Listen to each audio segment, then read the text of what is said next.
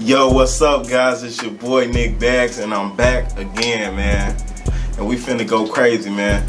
I'm back, and today we gonna talk about all the major things that have been going on, man. First, we gonna start out with, now I know I haven't had a chance to speak on a lot of the social injustice that's going on, but y'all gotta trust and believe. You know where I stand, man. First, we gonna start off with a big story what's going on.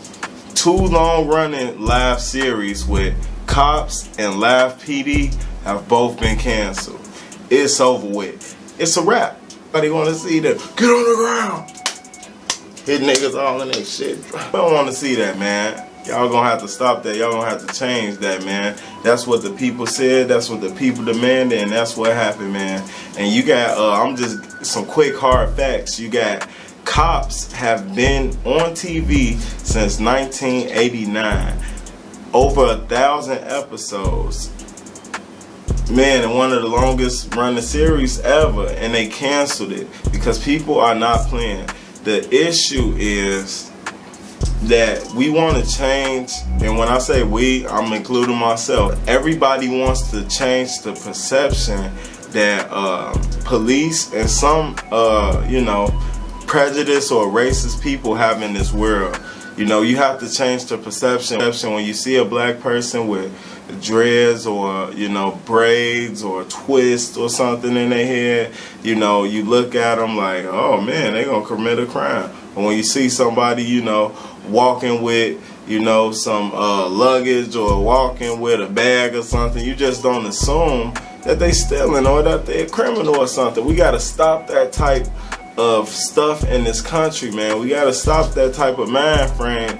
And with the numbers that Cops and Live PD have put forward, with Live PD, for instance, hard fact, they did over 1 million live streams in one day.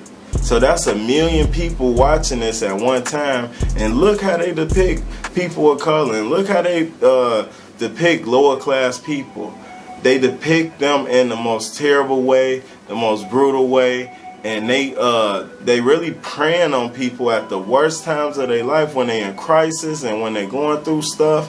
And sometimes they're not always right. Sometimes people are innocent. Sometimes they are doing police brutality on the shows, on the TV shows. They holding people up, putting their knee on people's necks. They bending people's arms and shocking them and all that stuff. They doing that on the TV show.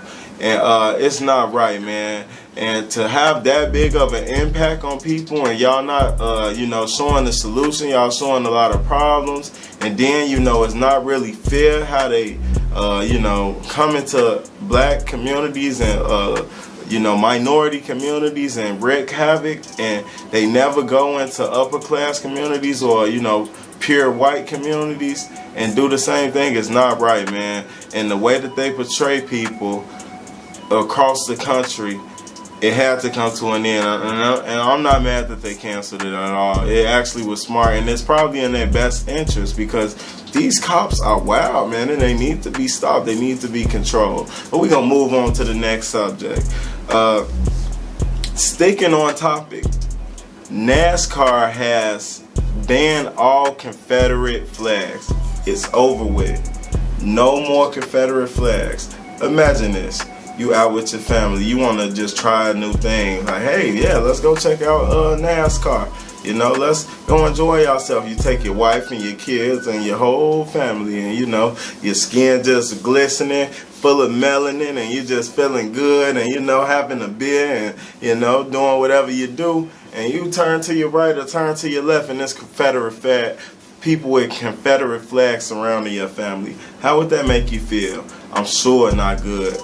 We got a guy named Bubba Wallace, who was one of the guys on the forefront. He was one of the guys on the forefront to stop, to put a ban on Confederate flags in NASCAR, man. And to his success, man, it was a great thing that happened, man. They banned the flags, and it has been getting some backlash. And a few guys quit when they found out that NASCAR was putting a ban against Confederate flags.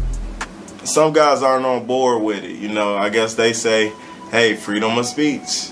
You should be able to put any type of flag up that you want. But we're going to move on to the last topic, and this is something that's been out in the news for a few days.